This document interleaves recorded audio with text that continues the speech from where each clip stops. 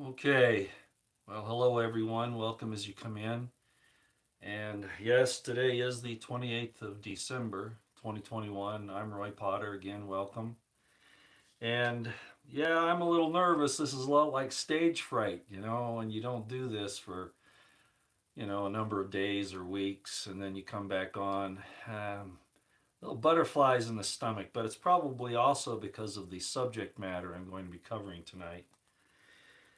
As you know, I've kind of moved into the spiritual realm to some extent. Not that I know all the answers. The problem is, and the important part is, that we ask the questions.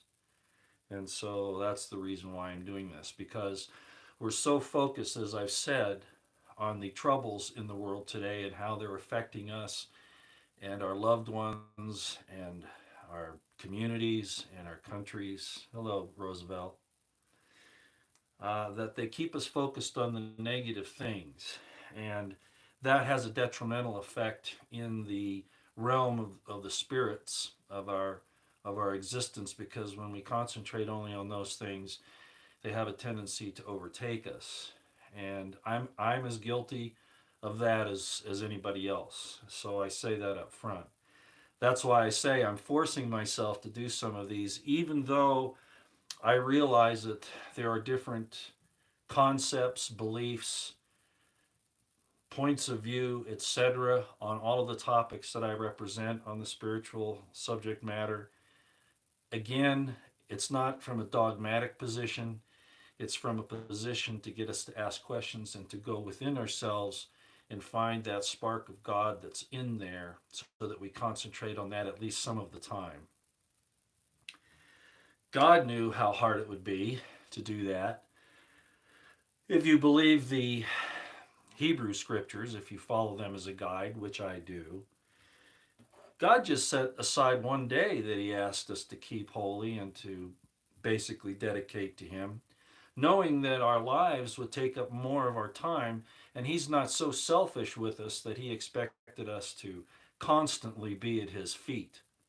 Now, spiritually, you want to have a prayer in your heart, you want to approach things from a good point of view, but to actually get down to the nitty gritty and do the worship and the study and all that, really, He only said one day in seven. Okay, that's all He really asked for. The rest of us, sometimes find it necessary to do it more than that. Hence, here it is Tuesday night, and here we are. Of course, Tuesdays, I like to do these things if I can.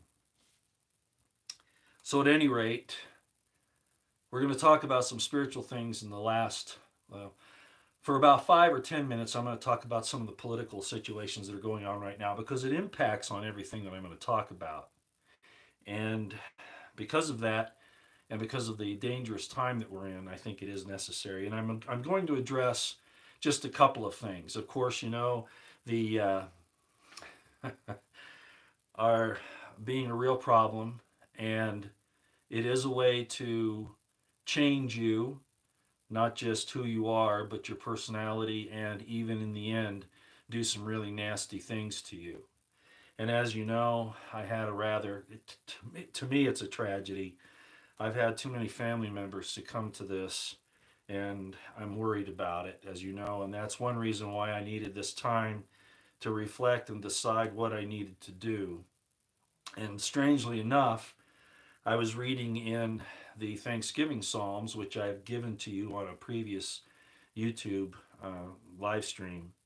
I was reading those, and there was one where the writer, and of course, you know that I believe the writer of those particular Psalms was the person you know as Jesus himself.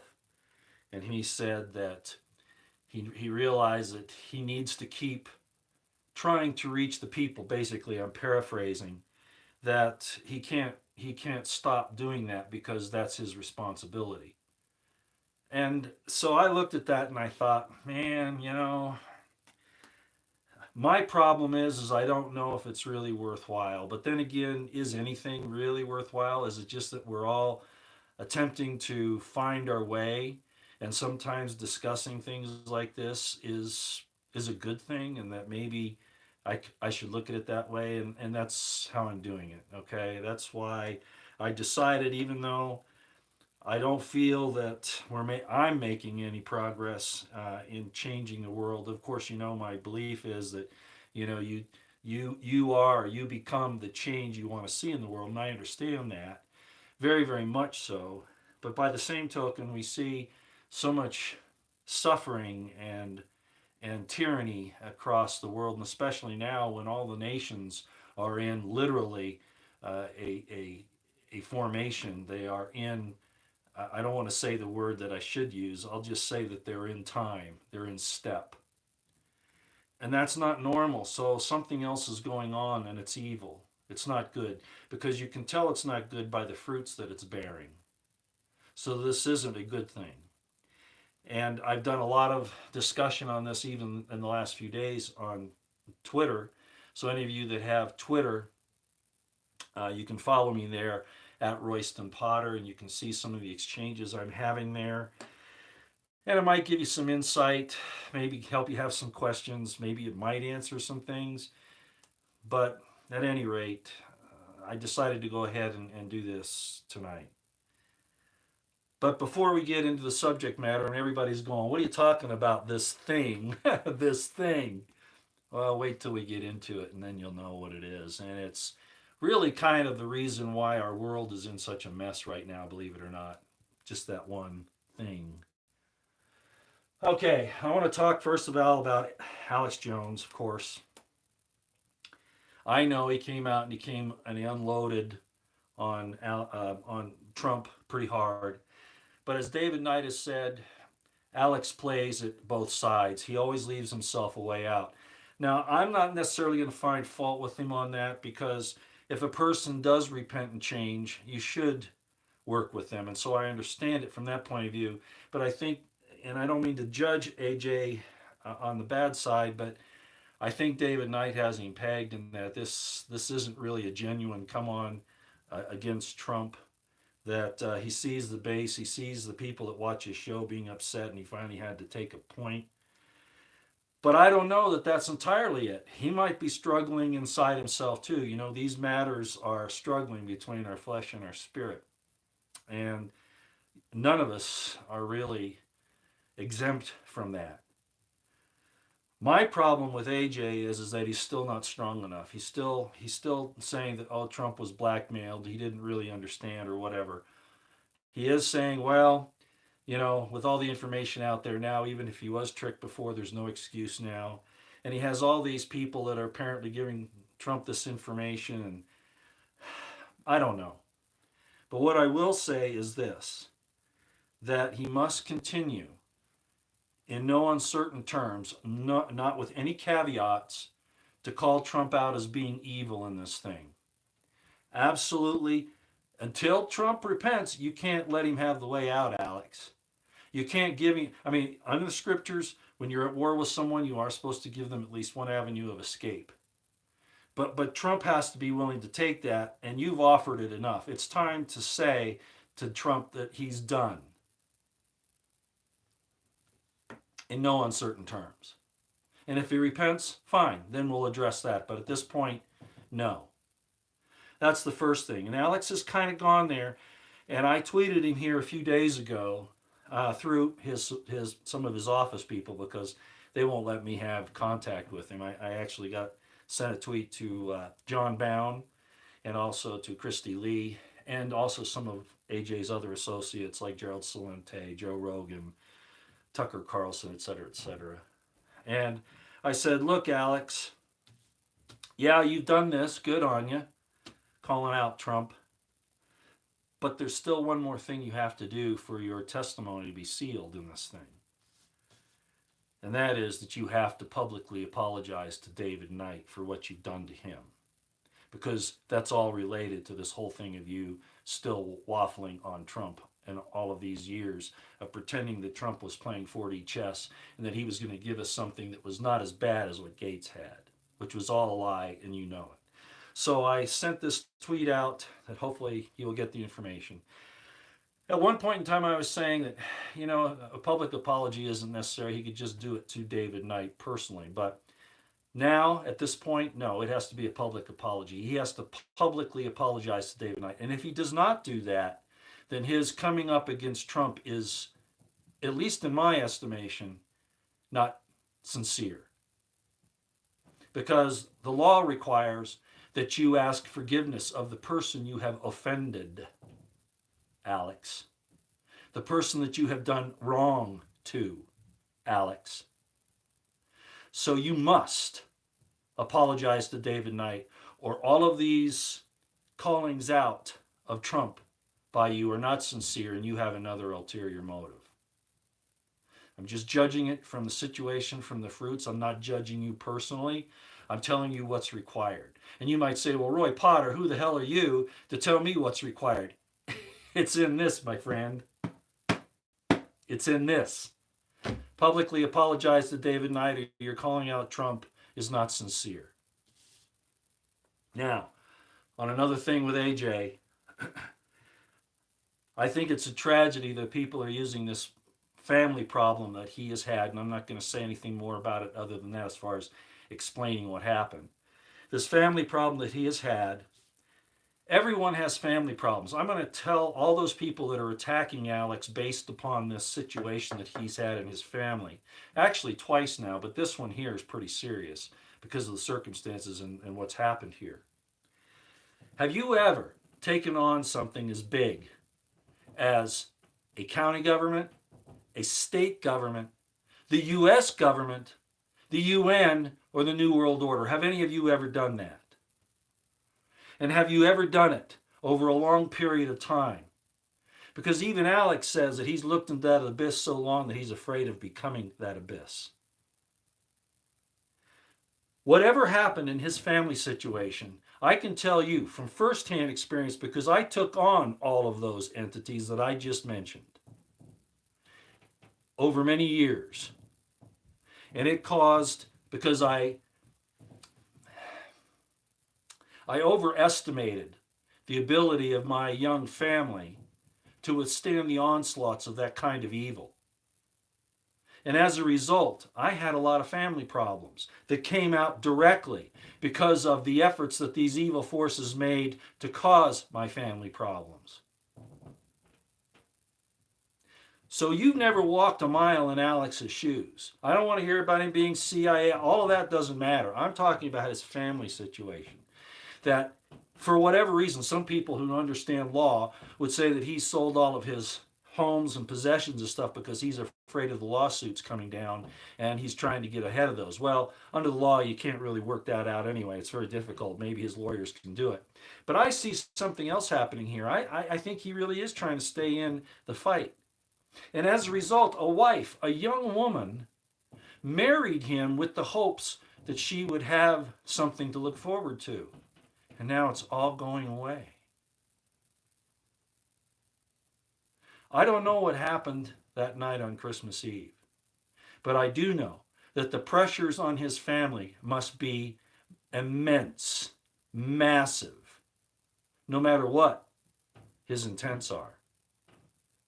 I will leave his intents to be judged by God, but I think that we are doing a very big disservice by hurting Alex and his family by gossiping about what happened and that he deserved it or that she did this or he did that or whatever. They are under immense pressures. And until you step in those shoes, you have no right to be judging him or his family.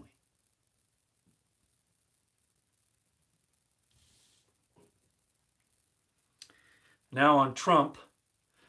Remember, Trump considers himself Apollo. The Israelis, many of them consider him their possible Mashiach, or at least Cyrus, the Persian king reincarnated, or a type and shadow. He's been on coins. He has a place in the Golan Heights named for him, Trump Heights. He's been with Netanyahu and called the one of the sons of light. Apollo is, of course, a Greek and Roman god, son of Zeus, son of Jupiter. And he has a lot of good points. If you look up what Apollo does, he has a lot of good points. He likes music, he teaches people things and stuff like that. But there's one thing that stands out about him. With all these good traits, why does he have this one really bad trait? And that is that he brings illness and plague with poisoned arrows. Look it up.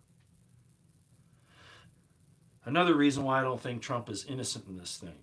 I think he's been in on this game for a long time. Showed all of his good side so that he could send those poison arrows into you and deliver illness and deadly plague. And I talked about the word plague being in Revelation. The wound was a plague. And of course, we know about pharmakia. All of the world is deceived by the riches, the rich men's pharmakia, their sorceries. Well, Trump's also involved in that. So Apollo has this other side to him where he uses deadly plague and illness with his poisoned arrows. Go look it up. So AJ, you have a lot of work to do. Have to keep calling him out in no uncertain terms, no caveats, no forgiveness, no you're a good guy BS anymore. That he's evil incarnate.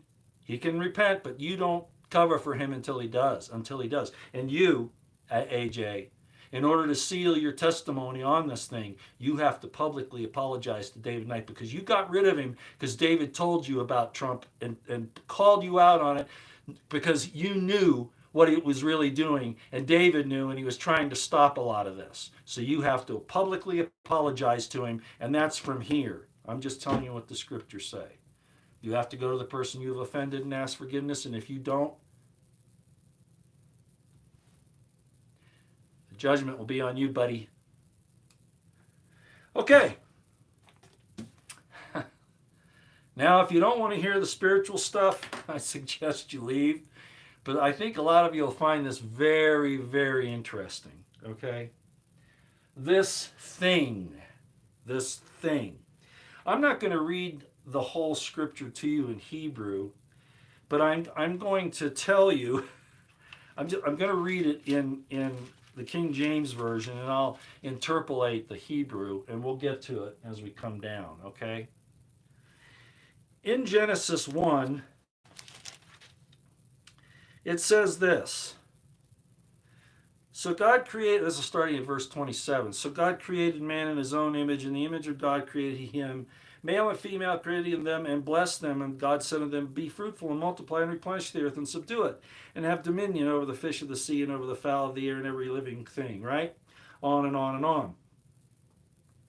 We're going to tie that in to Genesis 5, verse 2 in a minute. But I want to go somewhere else first that has to do with this. And that's going to be when the woman's brought to Adam. You may remember this. Chapter 2, okay? Starting at verse 21. And the Lord God caused a deep sleep to fall upon Adam. What's a deep sleep? Was he really asleep?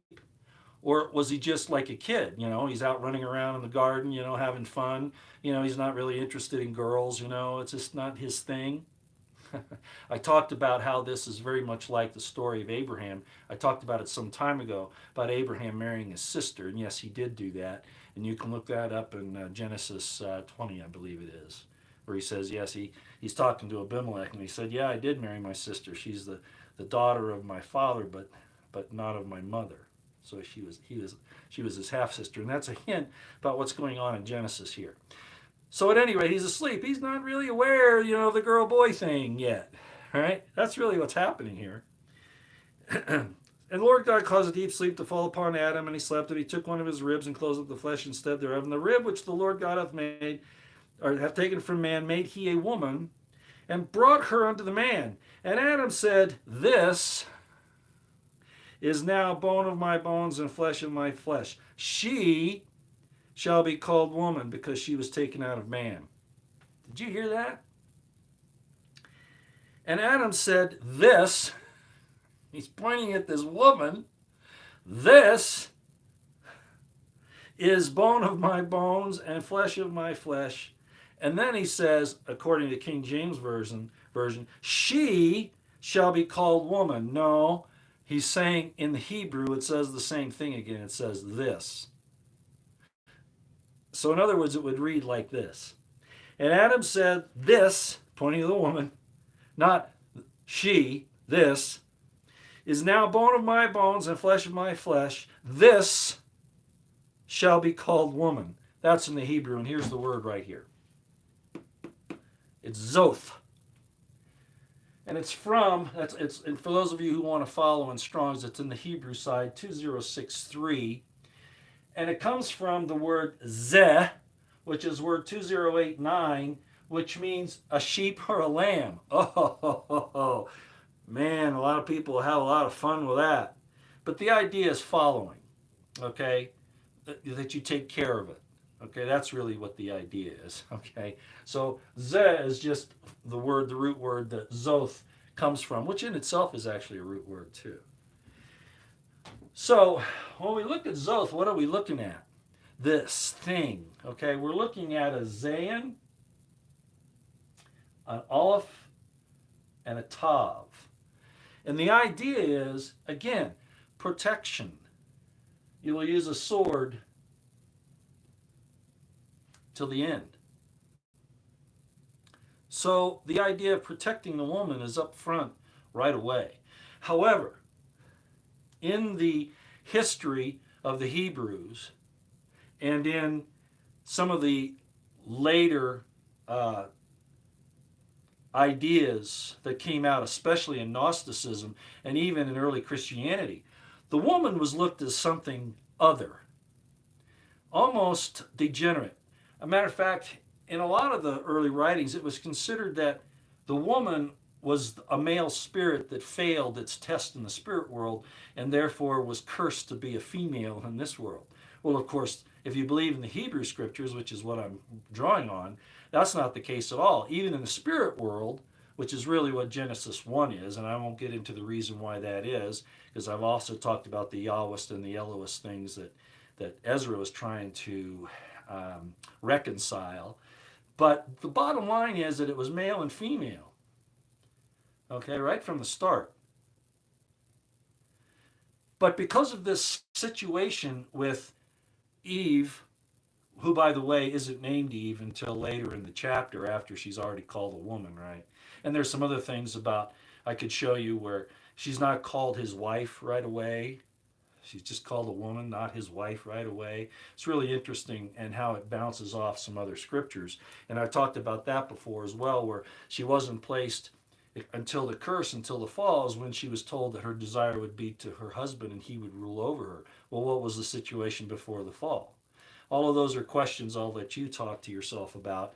But what I want to concentrate on here is how the woman has been not just debased in a lot of ways and put the blame on for all the evil in the world, okay, which is really the case in a lot of religions, not so much in the Eastern, the Hindu and that type of thing, but certainly in the Western religions, in the Abrahamic religions, very, very much so, even though the evidence really isn't there for it, quite the opposite. But defamation of the woman has definitely occurred. And what I'm going to show you tonight is that from the beginning, she was something pretty special. Let's go to Genesis 1, 27 to 28.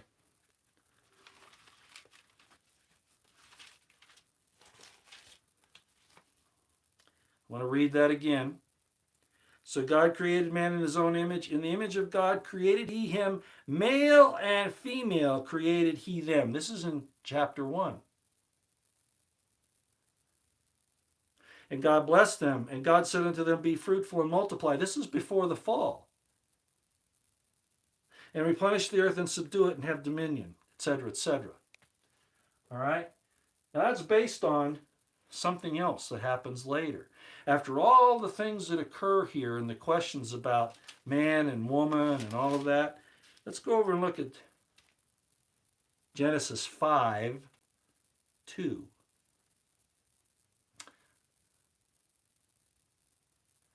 Is Felicia here? I guess so. Hi, Felicia. Let's read this. Genesis chapter 5, verse 2. All of these other things have happened now prior to that, right? Adam and Eve have had kids, you know. As a matter of fact, the generations of Cain are quite a bit different than the ones given for Adam's posterity, and you'll notice that. And there's a reason for it, which has another thing to do with marriage between different peoples, which is not only discouraged but punished in some respects, right? If you read the Old Testament and you understand what's going on there. But let's read chapter 5 of Genesis, verses 1 and 2. We're giving the generations of Adam. We're going to give his genealogy from him on down. Let's read what it says. This is the book of the generations of Adam. In the day that God created man, in the likeness of God made he him. Male and female created he them and blessed them. And here's the kicker. And called their name Adam in the day when they were created. Now, Bible scholars and people that don't want to address this head on will say, well, it's just talking about Adam's family. And that's a good argument, calling the entire family of Adam, Adam, like you'd call, you know, maybe all my family. It used to be like, you know, son of Royston, you know, okay. I can see that, but that's not what this is saying. This is saying that God created man, male and female, and called their name Adam. Not just the male Adam, but the male and the female. He called their name Adam. The implications of this with the story of the fall and of Hava, Eve, are immense. And I'm not going to discuss it too much deeper than that, other than to say that I'm trying to spark an interest in you. Because, as I've often said, the attack in the Garden of Eden was to attack the male-female relationship, which is in the image of God. And we've had that problem all the way down even today, where it's really bad. And we've gotten into the, you know, the sex issues, you know, as far as whether you're, you know, this or that, or, you know, the different names, pronouns, you know, all that nonsense, the surgeries, the chemical treatments, the women being placed into men's positions, especially, and I stick to this, they have no business in the military, period. Even though my mother was an officer in the Women's Army Corps and worked directly for General Eisenhower during World War II in Britain. But she even told me she would never, ever do that again and be the leadership that would cause all those women to suffer the way they did. That men should have been protecting them. Women aren't supposed to do some things. Even there's that old thing I remember from I think it was Jurassic Park, Jeff Bloom, and he says, just because you can do something doesn't mean you should. And these women that go in, and I'm sorry, ladies, if you've served in the military, okay, to say this, but you've hurt your other sisters and your daughters if you have any, because as you're seeing now, they're trying to force them into the military. I know it got past this last NDAA where they threw it out, but they're still there. They're still after it, and they're doing everything they can to blend the two sexes into one. That's Baphomet worship. And that's why it's forbidden in here. But that's where it's going today. Even in 1984, the book by Orwell, it talks about no sex. Because it's in the image of God. Yes, it can be misused, just like this pen can be misused. I could actually kill somebody with this. But that's not what it was meant to do. So, God called the male and the female unit Adam. He called their name Adam. So then you've got to go back to chapter 1 and 2 of Genesis and ask what's really going on there. And the hint is in the Tetragrammaton, which I've talked about before, and in the word for Eve, Chava. Chet, Vav, He. Why is it spelled like that? Well, existence, life, is He, Vav, He, or He, Yod, He. And the reason why there's a difference in those those letters yod and vav have to do with maturation and some other things. But the word is really the same, and it means living. That's why Adam said she's the mother of all living. Something big is going on there about the family of Adam, about the male and the female being named Adam, and a woman being brought to them. Uh-oh.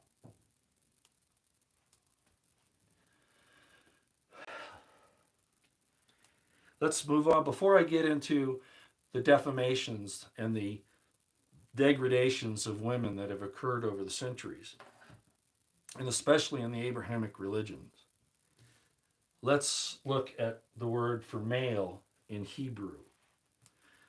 This is going to, I've talked about this before, so this is nothing new here, okay? All right. Male is word 2145. If you go into Genesis and you look where it says, and God made man in his image, male and female made he them, and called their name Adam and all that business. The word is 2145, and it's Zokah. It's Zayin Kaf Resh. Zayin is a sword. I wonder where you got that idea, right? Something hard and straight, right? Kaf in the hand. Don't go there, ladies and gentlemen. It means something a little bit different. And head, Resh is head. So what it means is he's the head dude. He has the power in his hand, the power of regeneration, the power of protection with the sword. He's the head, which is what God said, right? Thy desire to be to thy husband, and he shall rule over thee. Is kind of where it comes from. Okay. But there's another aspect of this, which is why I talked once before about it, and I wanted to bring it up again tonight. The situation in the Gnostic Gospels of the Gospel of Philip and the Gospel of Thomas. And I'm going to get into that in a little bit more detail at the end here. But I'm just bringing it up now because another meaning for the word Zokah comes from 2142, and you can look that up in Strong's as well. And it means remembered, to remember. What does remember mean? Well, dismember is taking things apart. Remembering is putting things back together. Remembering them. Like if I cut off my arm, right? That's a dismemberment. If I put it back, it's a remembrant. The word for male is also remembered. So it doesn't necessarily mean the sex of a thing. That has to do a lot with Matthew 22 and Galatians. Paul kind of got it screwed up in Galatians, but that's not surprising to me. Okay, so that's the word. You can look it up. Let's look at the word for female. Female is word 5347. Nikabah. Nikabah. And it actually comes from word 5349, Nakah. Get this, ladies and gentlemen, you could probably read it here. Why is a female called Nikabah? Well, it comes from the word, can be punctured, pierced, penetrated. I guess we're in kind of X-rated stuff here. But it's true, isn't it? Isn't that what a woman is? Paul calls it the natural use of the woman.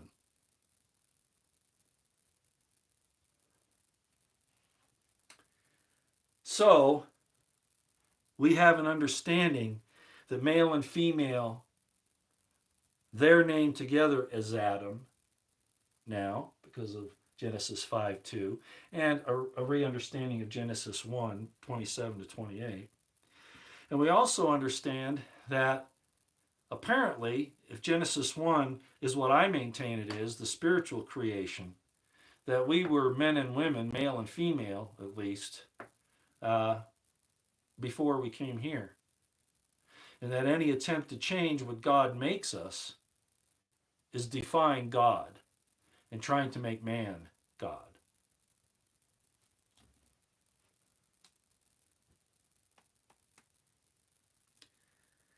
And he made it so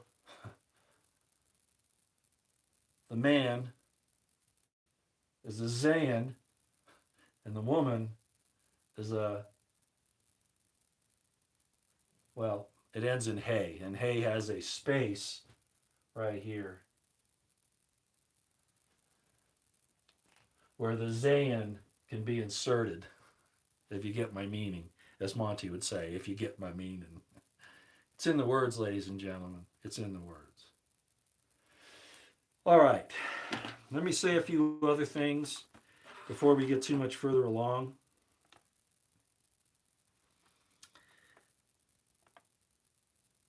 In Genesis 1, of course, it says God wants to make a helpmeet, a helper for Adam. Pardon me, I gotta put my glasses on. If you were trying to read my handwriting, you'd want to put glasses on too. And the word for helper is 5826, Azer, Azer. And it's from 5826, Azar. I'm sorry, 5828 is Azer.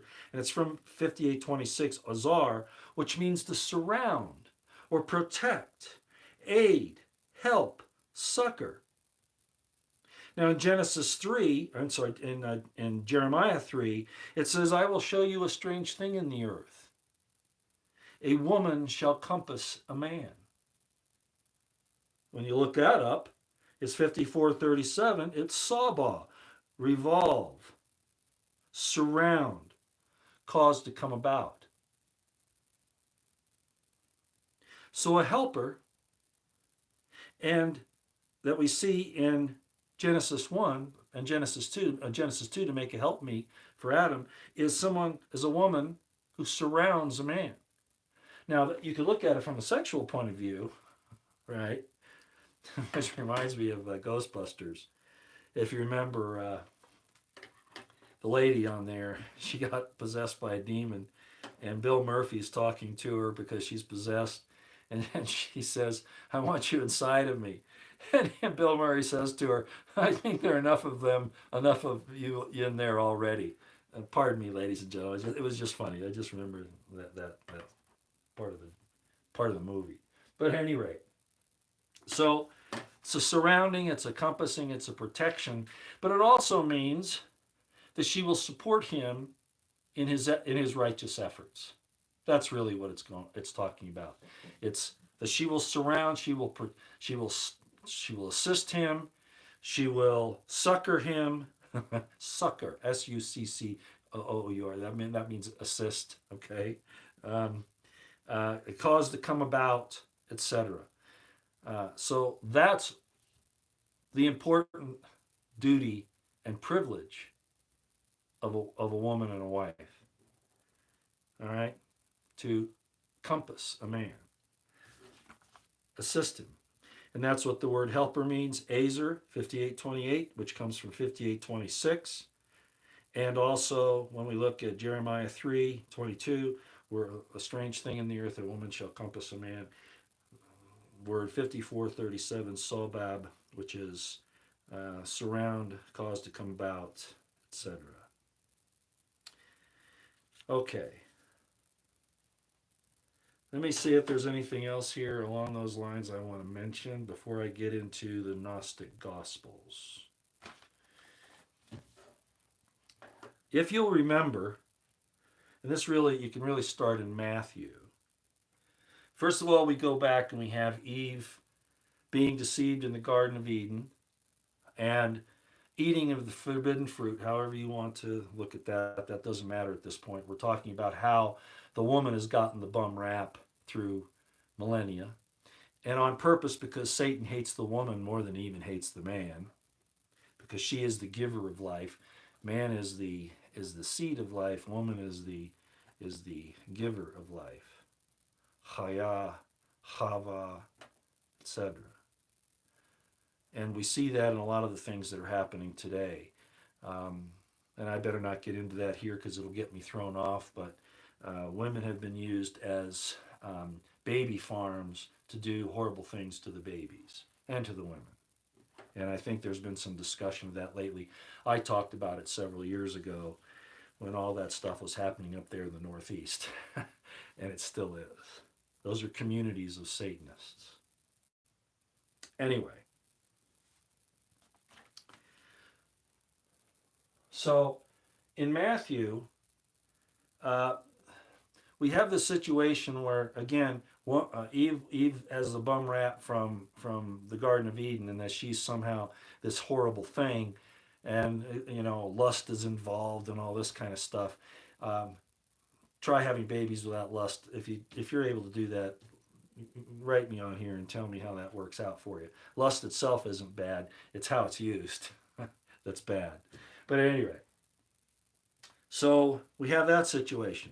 We have a situation. There are quite a few others that happen through the history, but the next one I want to get to comes into the Christian era, and that's the first evidence of it is in Matthew 22:30, and I've talked to you about this before.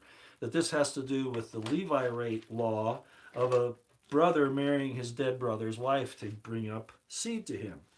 A lot of people found Hunter Biden to be nasty because he had sex with his dead brother's wife. Well, I don't know what his intent was, and that's where the issue would be involved about whether it was righteous or not. But it's not prohibited under that circumstance in the scriptures.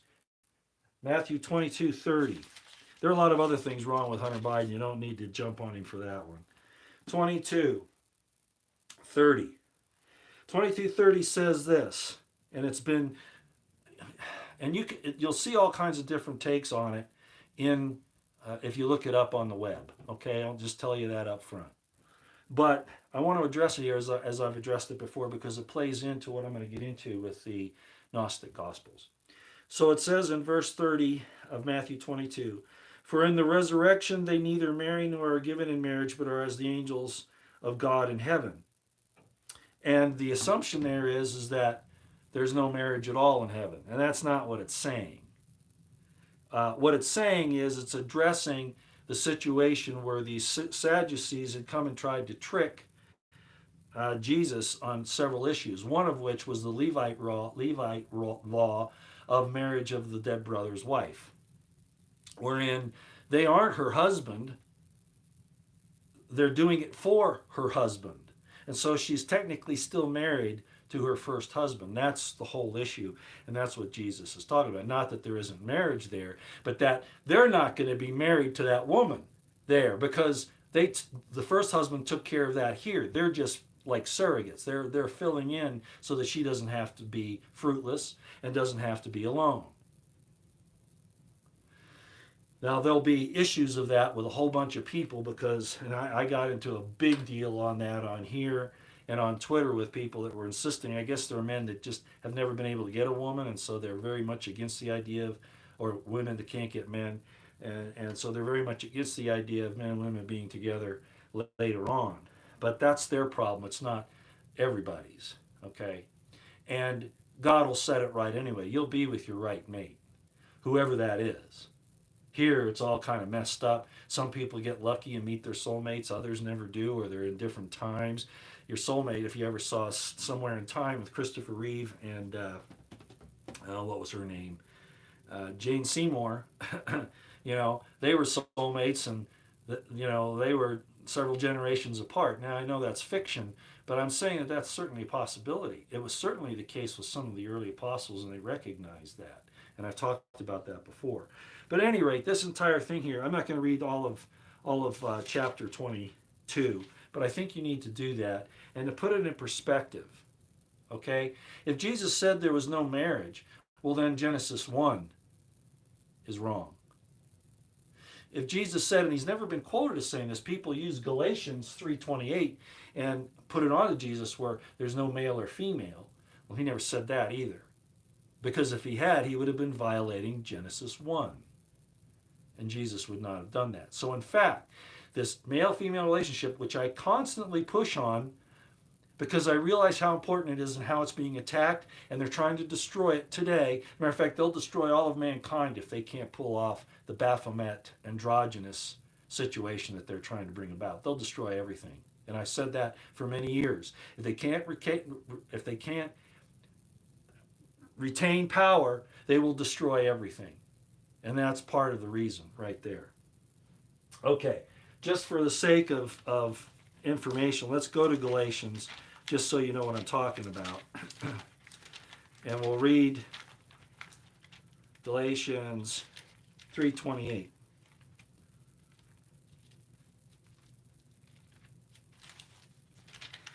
And, whoops, I went too far.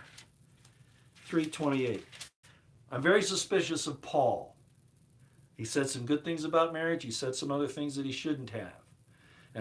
But I'll admit that when he said those things, he said he didn't get the commandment from God. It's just how he felt about it. And that is, if you're without a husband, don't seek one. If you're without a wife, don't seek one. Well, that's nonsense.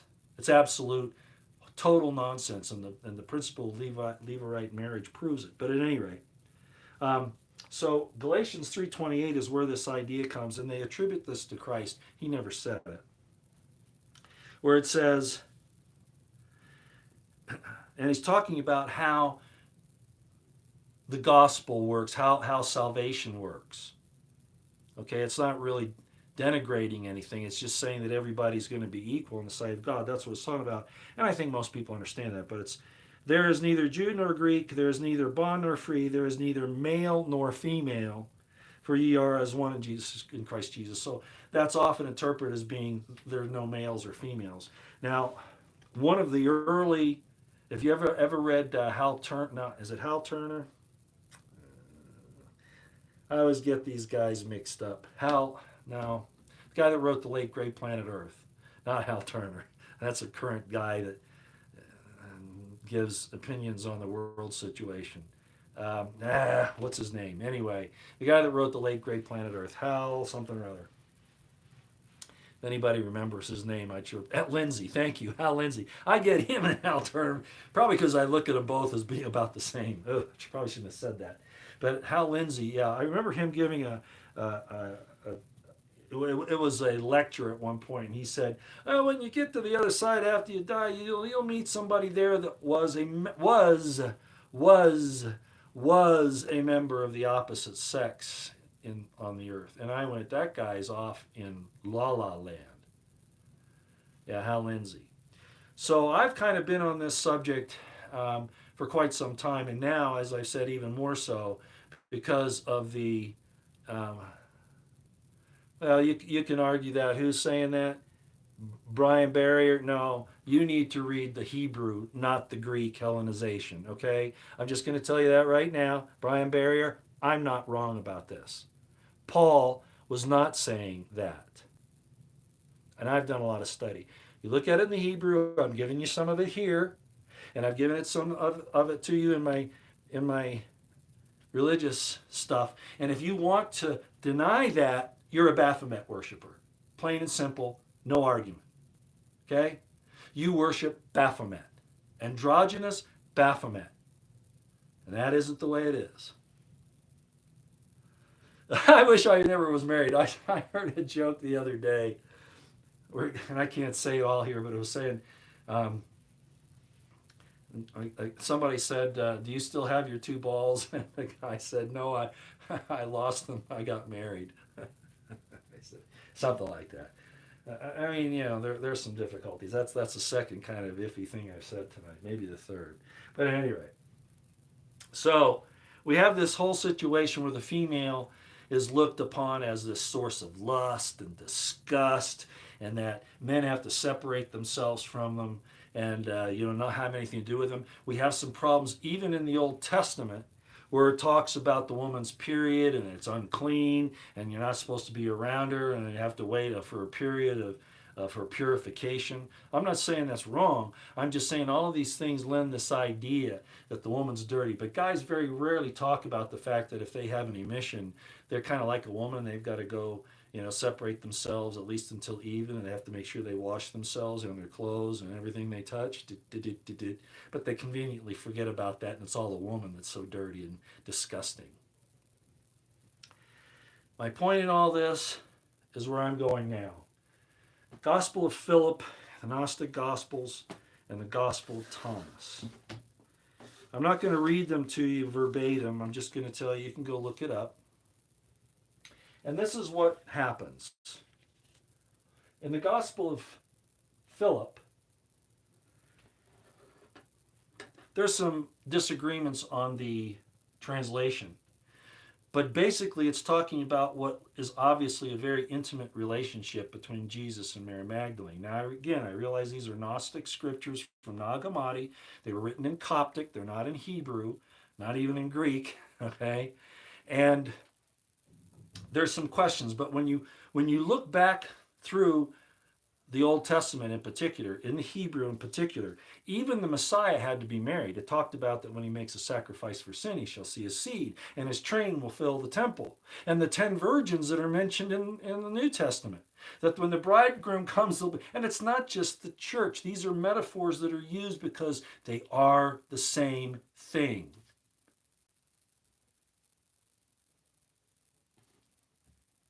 So in the Gospel of Philip,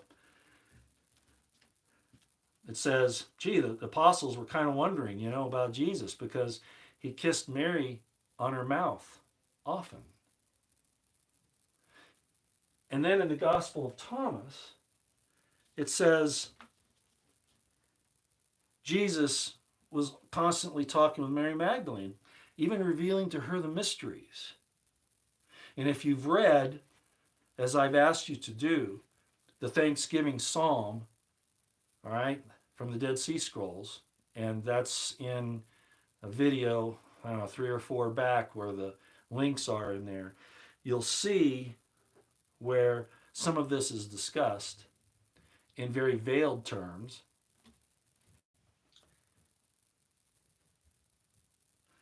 The men said to Jesus, why do you keep hanging around with Mary? She's a woman and she's not worthy of the life.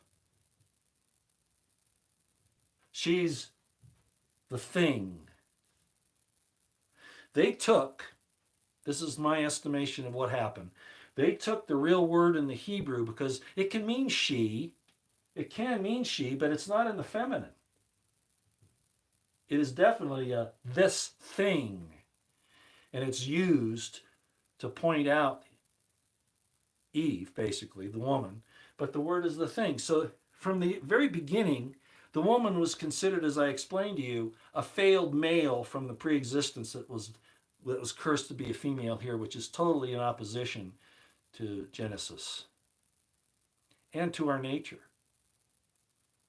And there were problems with those types of thoughts, even amongst the Qumran community, which is why I wrote my book, The Crimson Thread, the way I did, with Jesus at odds with some of the members of the Qumran community at the Dead Sea, including his brothers James and Jude.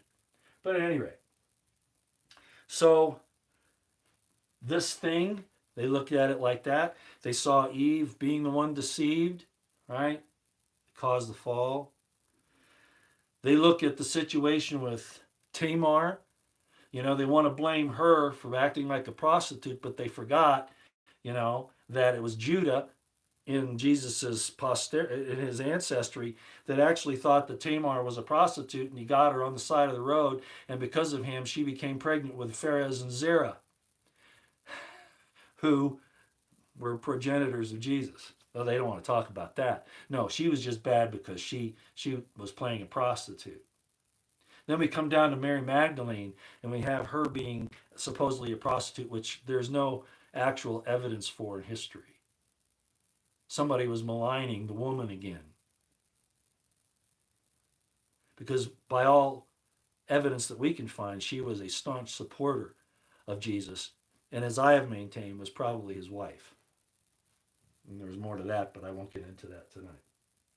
So what's happened is, these guys say she's not worthy of the life, intimating that she can't go to heaven because she's not a male. And Jesus says, no, wait a minute.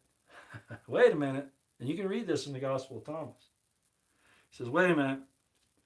I will attract her.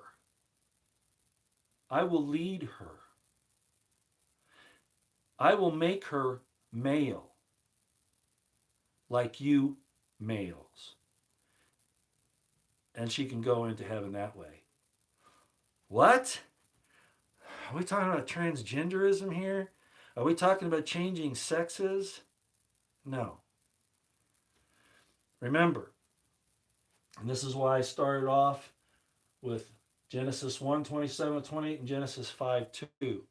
And God made man male and female and called their name Adam, man. Jesus is referring back to this. And he's saying, I will remember her. The word Zokah, of course, this isn't in the Coptic in the Gospel of Thomas. But in essence, what he is saying is, I will attract her and she will be remembered. Not become a male, sex wise, but become remembered into the male female unit. And in that way, enter into God's presence.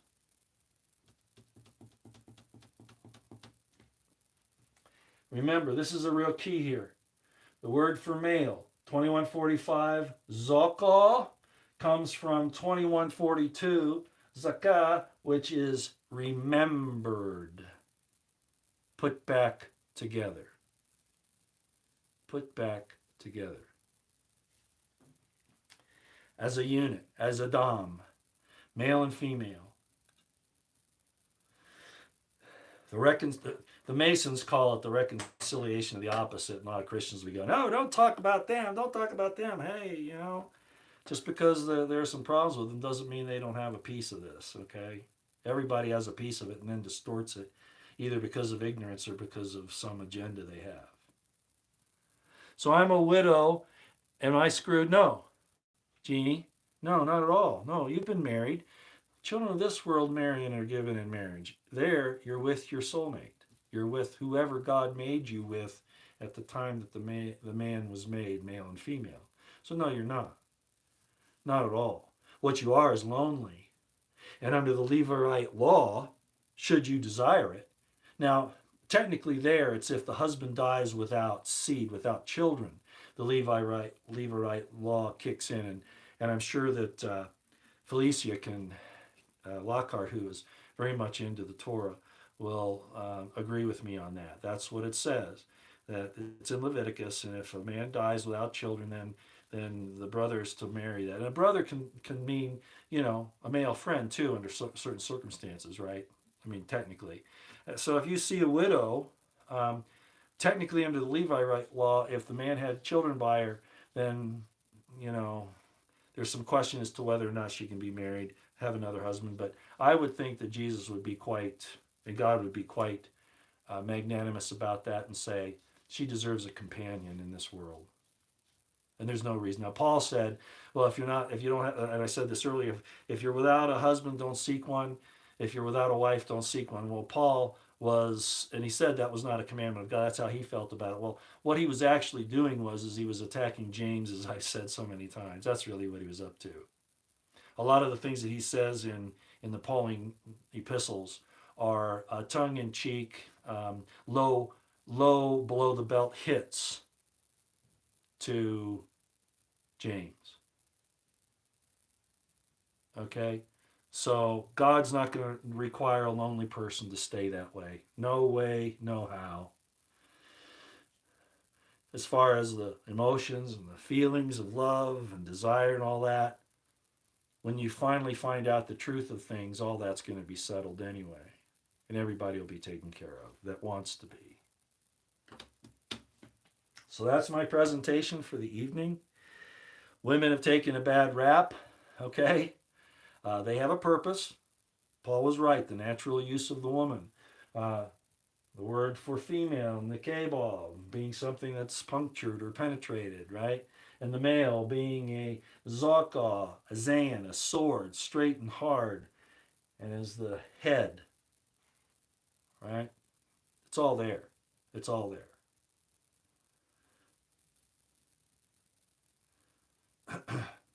The woman provided actually a great service in the garden. There's I think a lot of you probably know about Arianism and preterism for that matter. Things have happened before, not necessarily happening now. That's preterism, but Arianism is the idea that that and it might be a little hard for me to explain this, but uh, maybe I shouldn't go there. Maybe that would be going too far for tonight. I think most people who know where I'm going with that would probably agree with me. I will just say that we need to work on our male female relationships and make them. Well, some people say, I need a man like I need a fish, or I need a man, or I need a woman like I need a bicycle. I know there are all kinds of these crazy things. No, those interpersonal relationships, especially in today's world, are extremely necessary because they're trying to destroy them.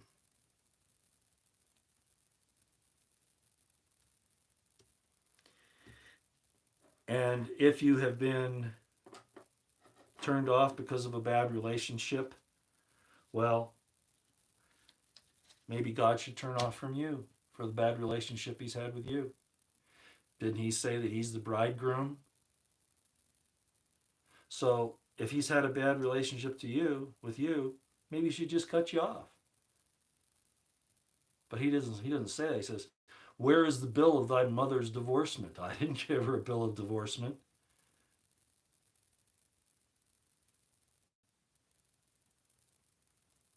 It takes effort, it takes work, and it takes honesty and integrity. It takes real love, and love isn't romance. Romance is just the fun part. Love is long suffering, loving kindness, patience, love unfeigned.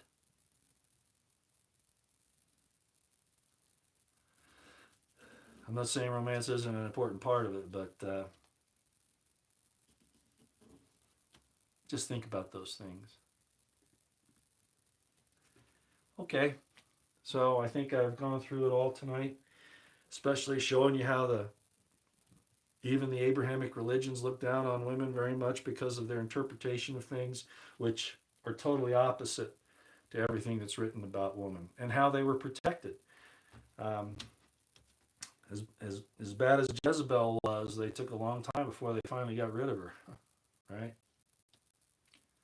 Yeah.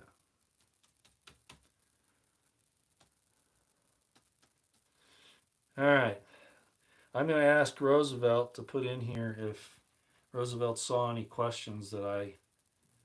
What of Enlil? Well, we're getting into Sumerian stuff there. I really don't want to do that, but there are some very close relationships between the pagan gods like Dionysus and Mithras and Asclepius and all that, and Jesus, and of course Enlil and Enlil and Enki with Lucifer and Jesus. But I don't want to go there tonight. Let's see, what was that? Roy, some have asked, do they have to marry? No, no, you don't have to marry, but God would never force you, especially here. This is the realm where you have free will. So no, you don't have to marry, but you're missing out on a blessing if you don't. And even if you don't want to be married, if Genesis 1 is true, that you were created not as one androgynous being, as some people try to explain, especially in the New Age movement, that you have male and female characteristics, the yin and the yang, that you have emotions and you have reason and logic. That's not what it's talking about, and it's in the words. See, that's the thing about Hebrew. We're not talking about some ethereal, weird, stuff like New Age. We're talking about a male as a Zayn. He has a hard, straight sword, and a woman can be pierced, penetrated. Male and female. These aren't ethereal concepts, and no such thing as these New Age ideas of yin and yang, of being an androgynous being, existed in the Hebrew. Now, you might say, well, the Hebrews were all screwed up. I don't believe their religion. Okay, that's fine. Go there. But I'm saying if you're into this stuff, you have to understand that if you're a male, you have a female counterpart somewhere, a woman somewhere. Whether you want her or not, she's somewhere. You might say, well, for my peace of mind, I want her on the other end of the universe. That's your business. But you've got a mate somewhere. Or Genesis lied.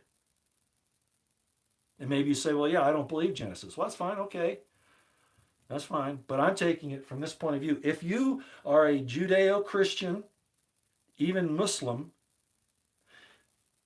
and you disagree with what I've told you tonight, you've got an argument with that, not me. Okay? It's with that. So if you don't want to get married here, fine. But you're going to find that you've got somebody somewhere. And they may show up. Maybe you haven't found them in this life. What happens if you meet the love of your eternity, the love of your life tomorrow? You might say, well, I'm never going to get married. I don't like men, or I don't like women. And then, tomorrow you might meet somebody that knocks you off your feet. Man, don't.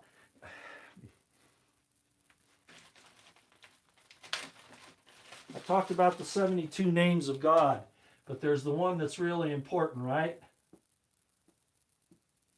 Tetragrammaton. Now there are other names, but this is the one that you can't defame. This is the one that you can't take in vain. This is the one that you can't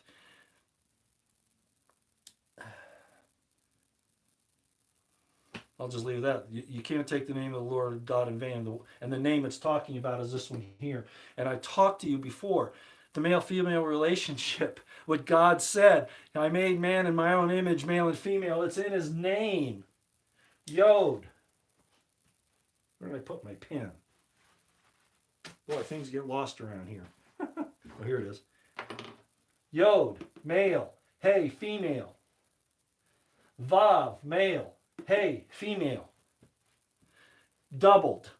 Saying it twice. Ya, ya, ya, va. Emphasis. When God says something twice, he's doing it for a reason. He's emphasizing that he is male and female. And he made you in his image, male and female, and he said it twice. There are other things in the name, the Tetragrammaton and the Yod-Heh-Vah-Heh, even more secrets, even more understanding. And I've talked about them before. I'm not going to do it tonight. God won't interfere with your free choice. You will.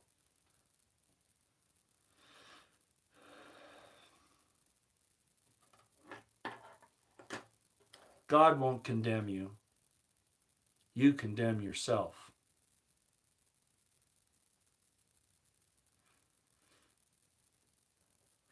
I had an old sage once tell me, and I've said this before too. God knows, but the concept of this really spells it all out. How does God know who belongs in heaven? How does God know who belongs in heaven? Does anybody know? Lilith is in there. Yeah, Hava is the name of actually three. We're not going to get into that tonight. Lilith is one of them, right? Who Lilith was is in her name. Go look it up in the Hebrew. Maybe somebody asked me to give a lesson on Lilith, and one of these days I will. But all those L's, all those Lamids in there, that tells you all you need to know about her. That tells you everything you need to know. She was hell on two legs, I'll tell you. Okay.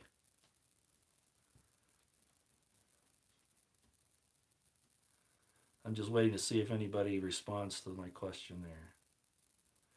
How does God know who should be in heaven? Shack composer, I'm not sure. Which I go back to the original Hebrew. I always do that. I'll use King James to find quick references, but I always go back to the Hebrew. The German translation is supposed to be very good, and probably the Jerusalem Bible is probably good. King James has a lot of problems, but I do use it because Strong's is linked to it. Okay, yeah, Roosevelt, I know we need a lesson on Lilith. Maybe one of these days. I might even have Lilith tell you about herself.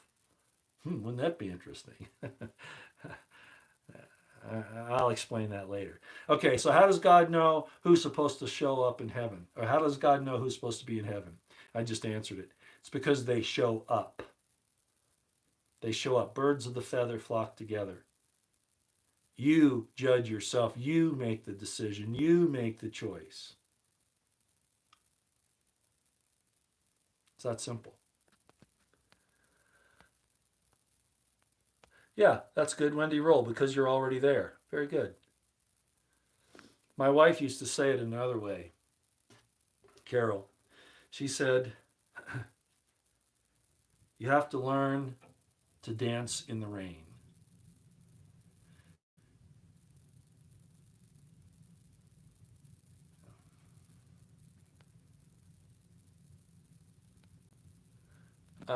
Shadow Wolf, I gave a lesson on the word lust some time ago, and it's gotten a bad rap, a lot like women have.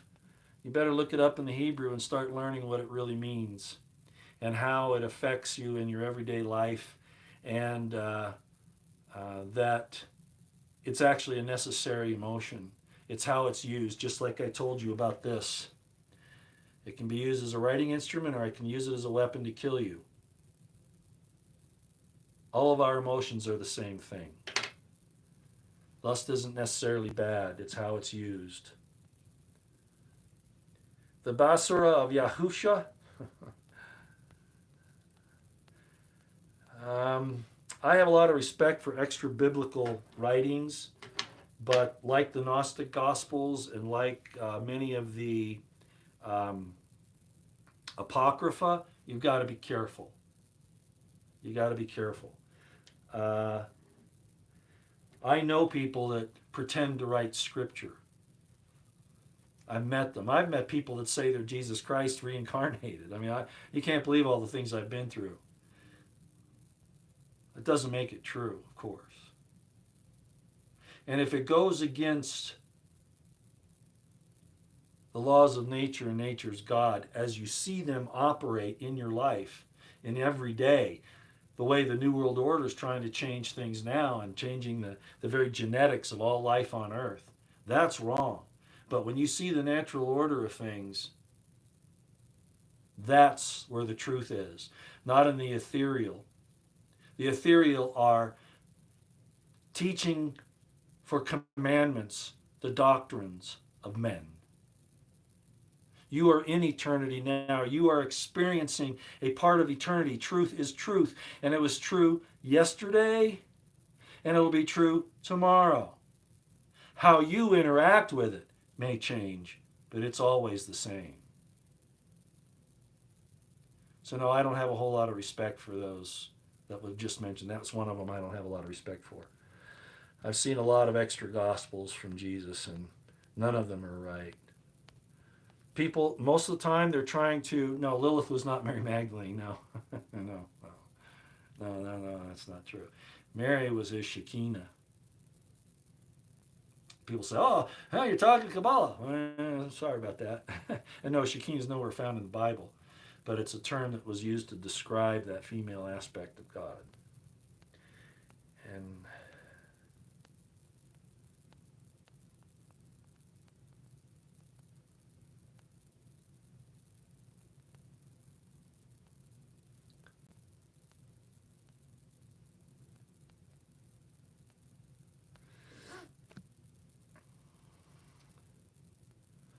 that's cute. TGS source. That's called frolicking, dancing in the rain. Yeah. No, no, you don't.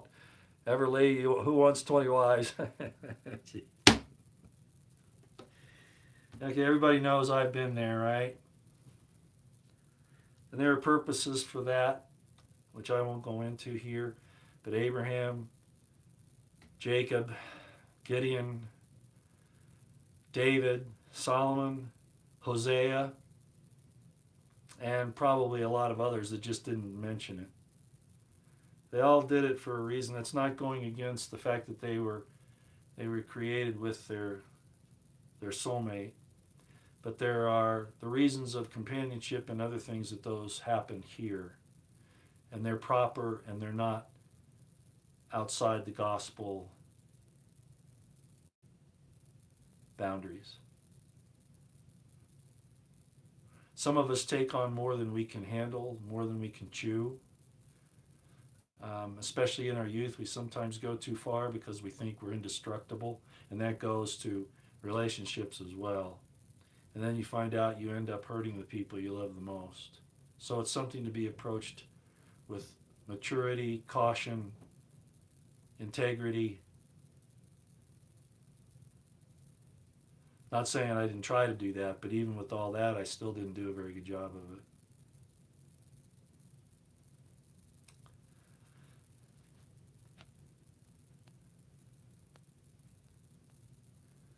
What did Mike Poor, the guy, got him thrown off of here? Who threw him off? Roosevelt did. Then he deserved it. He or whoever it was. Okay. Let me see if, whoops. Let me see if Roosevelt or Felicia or anybody. Yeah, tears do cleanse the soul if they're honest, if they're about the right thing. Yeah, you bet that's right.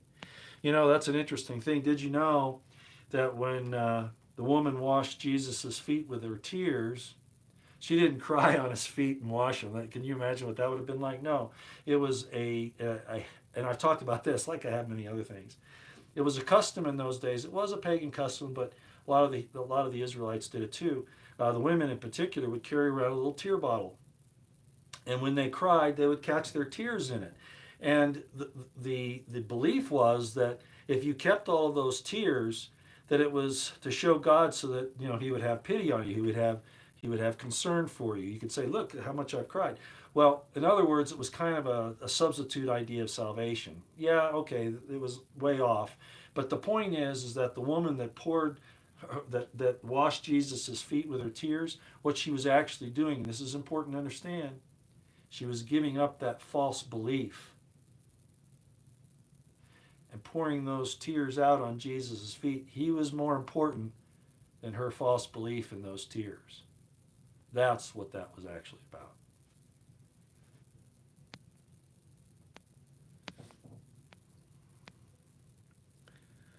Chris Hickson, thank you. Yes, I gave a whole series on Dead Sea Scrolls by Eisenman. A lot of the folks on here followed. It's in my playlist, as a matter of fact. I go into the Eisenman series, is what I call it. And thank you for saying that. He's a hero. He is my hero in the entire Dead Sea Scroll scholarly community. He is the one that stands out, but he's been the one, pardon me, that's been the most suppressed because of what he proved, really, in my estimation.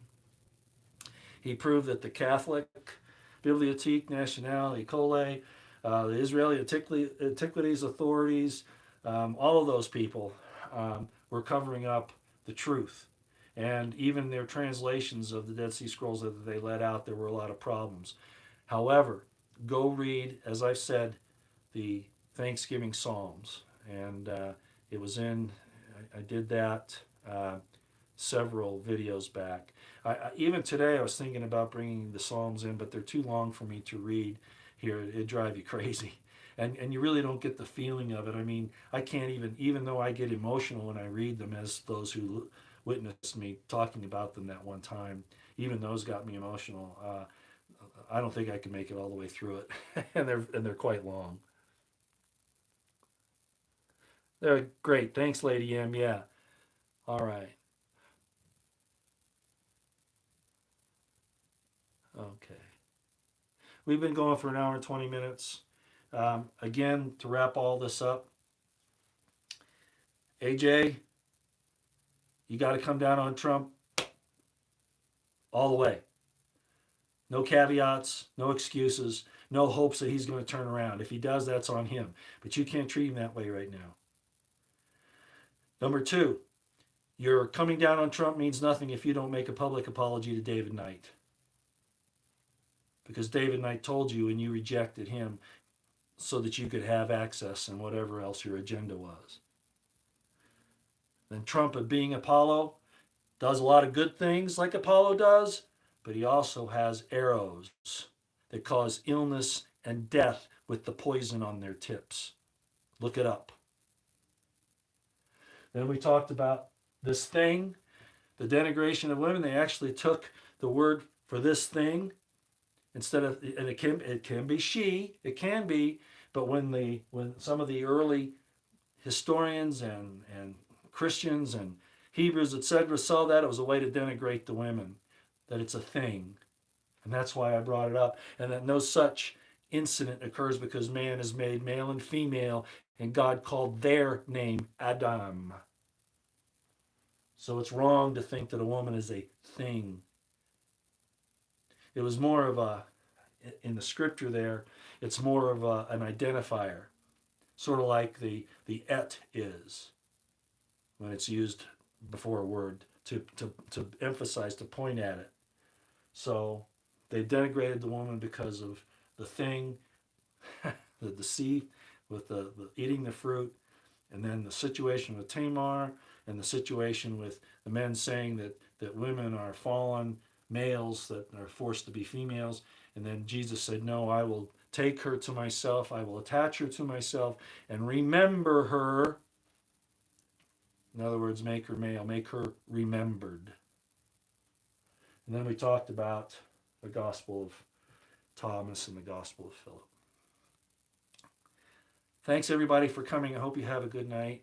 And believe it or not, it took a lot for me to come along and do this tonight.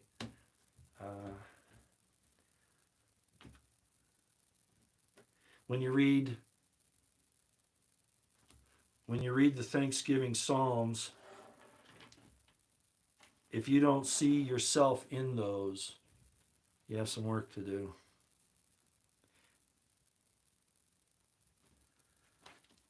And I will end on this.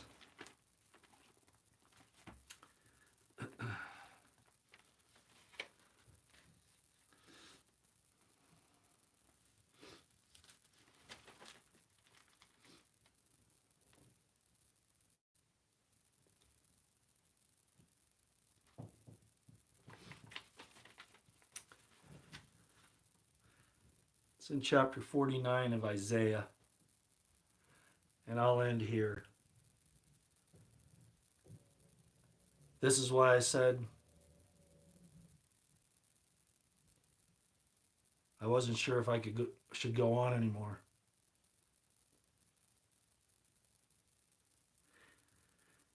And I had the Thanksgiving Psalms telling me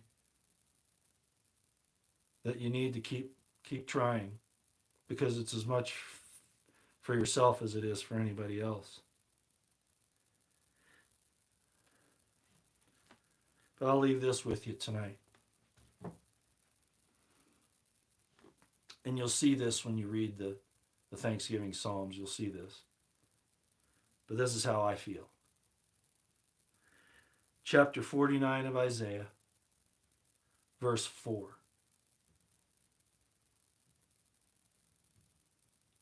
Then I said, I have labored in vain.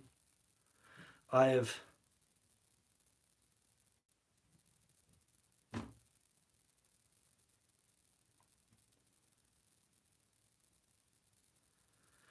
spent my strength for naught, and in vain.